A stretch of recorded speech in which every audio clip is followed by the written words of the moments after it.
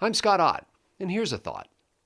People often ask me, Scott Ott, how can anyone be miserable during the greatest era of health and opportunity that America has ever seen? Well, it really isn't very difficult. In fact, I could teach you how in fewer than 5 minutes. So here are Scott Ott's 7 secrets to getting and staying miserable in the midst of joy and plenty. First, read the New York Times.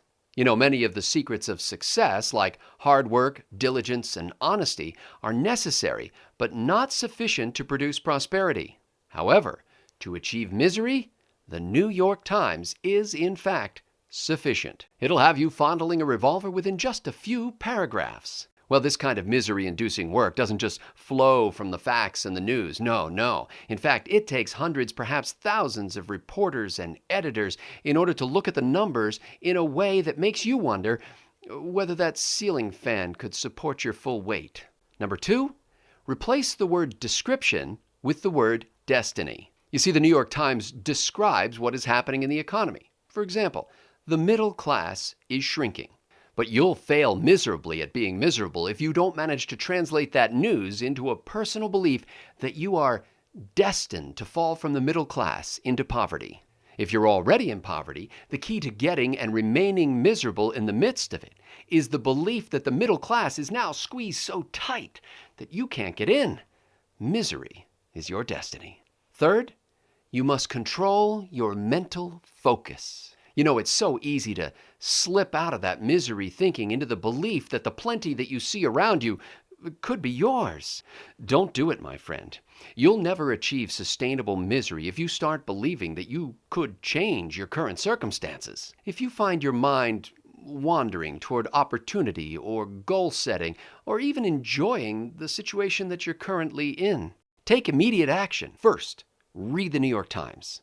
Fourth, it's important to believe that the way you perceive things to be now is the way they really are, the way they always have been, and the way they always will be. If you even start to think that perhaps there's a sunny side of the street, it's a slippery slope, my friend. Well, next thing you know, you'll start to fantasize that life could be better than it is now, and then you'll start to plan for that better future life, and you know what that'll lead to?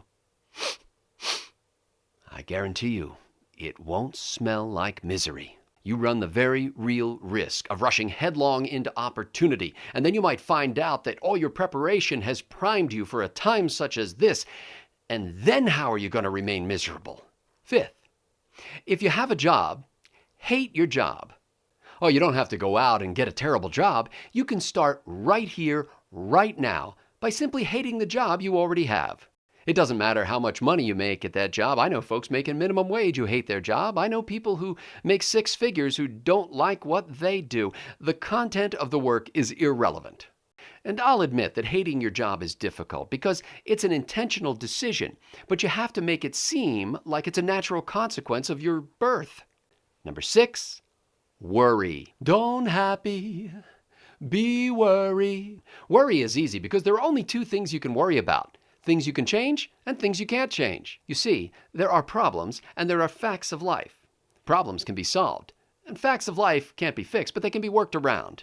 But the secret to a worryful life is to see problems as facts of life, and facts of life as problems. This will help you to worry about problems you might otherwise solve, and it will worry the quinoa out of you as you try to fix human nature. Hey, did you notice? We're not even done this course yet, and I'll bet already you're beginning to feel a little miserable. Good for you. And finally, number 7, demand that government make you happy. Whether it's money or health insurance, child care or child disposal, or the need to make something legal that was illegal when you did it, put your hopes in government and politicians. It doesn't matter if you're a Republican who wants smaller government, lower taxes, and fewer Democrats, or a Democrat who wants larger government, higher taxes on Republicans, and larger government.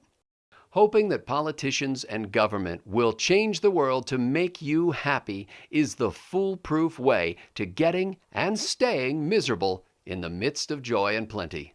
I'm Scott Ott, and there's a thought.